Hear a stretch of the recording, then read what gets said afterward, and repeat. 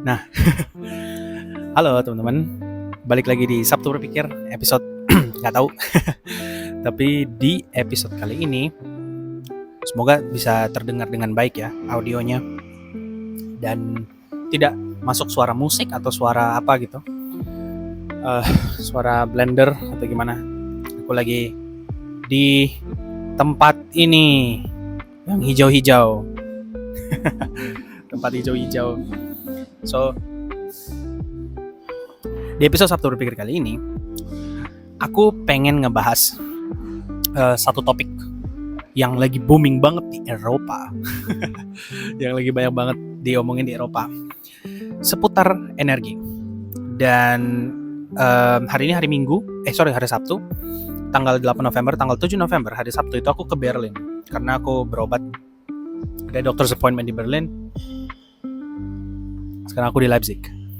Aku ke Berlin untuk doctor's appointment dan aku menyempatkan waktu untuk bisa catch up sama salah satu teman baik aku di Berlin. Ketemunya di Berlin, namanya Boris, dan kita catch up lumayan banyak. Aku ganti kerjaan, terus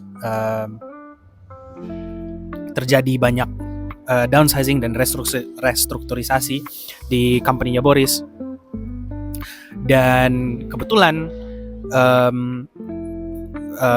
syukurnya dia sudah dapat company baru gitu. Dan company barunya ini bergerak di bidang energi, khususnya di bidang solar energi matahari. Dan aku kebetulan lagi ngerjain project yang di bidang energi juga gitu, cuman beda company aja. Nah, kemarin kita diskusi cukup panjang, banyak banget topiknya. Kita diskusi again, right wing, left wing, wah pokoknya semuanya deh, update Mamdani menang segala macam. Tapi yang paling lama atau yang paling menarik dari diskusi aku sama Boris kemarin itu adalah potensi solar industri ini di Indonesia atau di Rwanda, di Kongo, di tempat Boris ini berasal. By the way, Boris teman aku, dia dari Afrika. Dan sekarang lagi bekerja sebagai software engineer di salah satu solar company di Eropa namanya Enpal.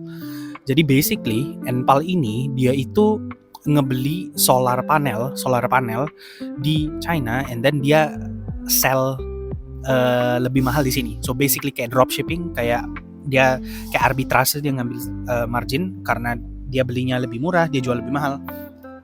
Jadi itu model bisnis awalnya. Cuman mereka sekarang lagi mau beralih ke tech. Mereka mau bikin end to end loopnya gitu. Karena aku nggak tahu, mereka kayaknya mau scale company-nya, mau scale produknya.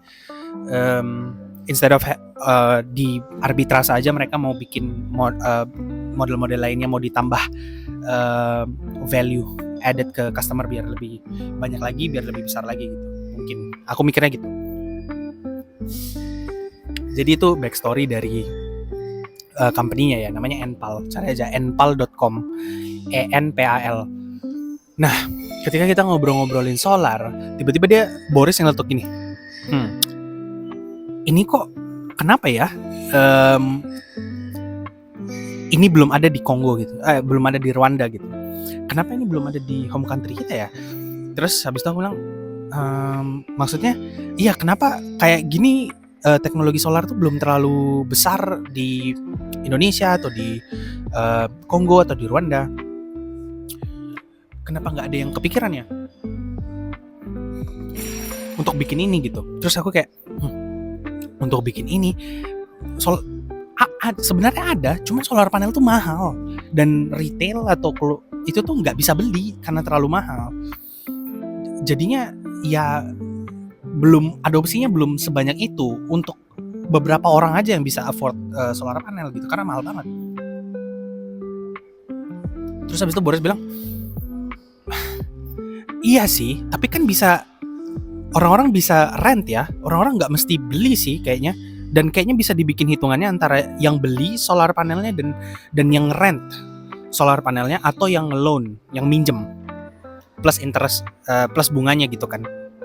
So, iya sih, kayaknya itu bagus deh kalau ada yang bikin hitung-hitungannya gitu. Hitung-hitungan kalau misalnya di Indonesia atau di Rwanda atau di or any developing countries, beli, rent, dan take credit itu mana yang lebih mahal gitu, mana yang lebih murah dalam jangka waktu yang lama. Udah, kita ngobrol-ngobrol lah soal gimana caranya bisa implement ini ya segala macam. Dan setelah kita bertukar pikiran, setelah kita tubruk-tubrukan ide gimana kalau misalnya kita nyari ini, kita find out, I don't know, konklusi diskusi kemarin tuh di bottlenecknya tetap di price, bottlenecknya tetap di harga, bottlenecknya tuh tetap gimana caranya supaya solar panelnya bisa mulai diadopsi gitu, lowering di barrier to entry-nya. Karena setelah aku cek, kalau nggak salah satu panel itu 50 juta, 60 juta, oh my god, super mahal gitu kan. Sedangkan mungkin itu cuman bisa nge-capture dan nge-convert berapa gitu, belum baterainya gitu kan, belum si microcontrollernya, maksudnya si untuk nge-automate semuanya gitu kan. Ya belum softwarenya gitu, maksudnya belum interface-nya, belum platformnya gitu untuk ngatur semua komponen hardware ini. Pricing, price buat jadi bottlenecknya, kayak stucknya di situ. Terus abis itu aku mikir kan, kayak ya kita berarti harus cari source fundingnya gitu kan, uangnya dari mana gitu. Nyari VC, I don't know, mungkin ada yang mau, probably government, right? Terus habis itu aku nyeletuk kayak gitu kan, probably I think we can find funding from the government. And then karena I don't know, ini masih hitung-hitungan kasar dengan pengetahuan yang terbatas, I think dengan solar mungkin lebih green kali ya, I don't know, mungkin lebih hijau aja dan lebih sustainable mungkin. Dan entah kenapa di Eropa ini energi itu udah jadi pasar tersendiri, dan retail bisa berkontribusi di pasarnya. Mereka bisa jual dan beli energi. Aku kelebihan energi bulan ini, jual ke grid, jual ke PLN gitu. Oh, aku kekurangan energi, aku mau beli deh buat pasokan sampai berapa. Jadi udah kayak jadi market sendiri gitu si energi ini. Yang di Indonesia aku asing banget. Terus aku mikir kan, men, di Indonesia itu summer kita cuma punya 2 season, kita summer dan rainy days. Matahari terbuang-buang, kita melimpah matahari gitu kan. So what if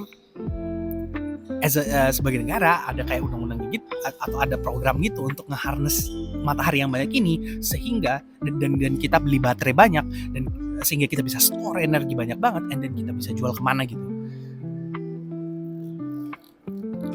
It's just an idea. Karena again,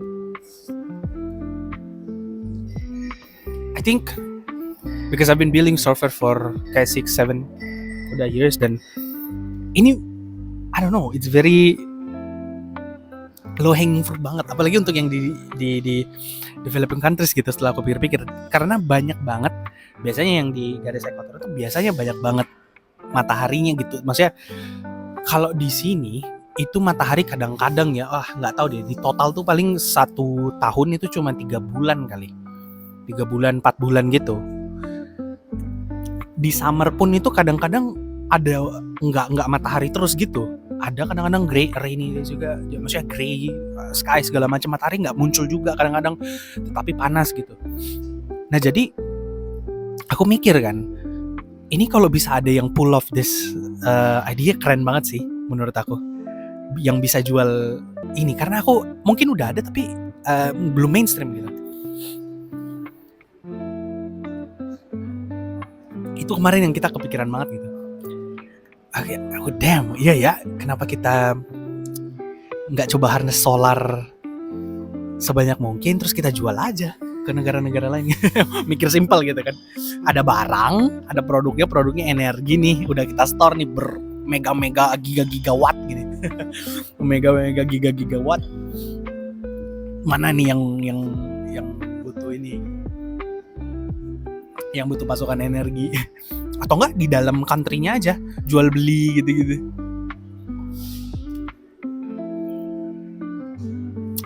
aja sih.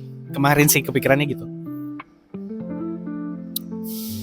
Yang paling visible aku kepikiran sekarang itu adalah dari pemerintah fundingnya. Jadi minta grant, beli 10.000 unit dulu, testing dulu, and then lihat gimana adopsinya gitu kan.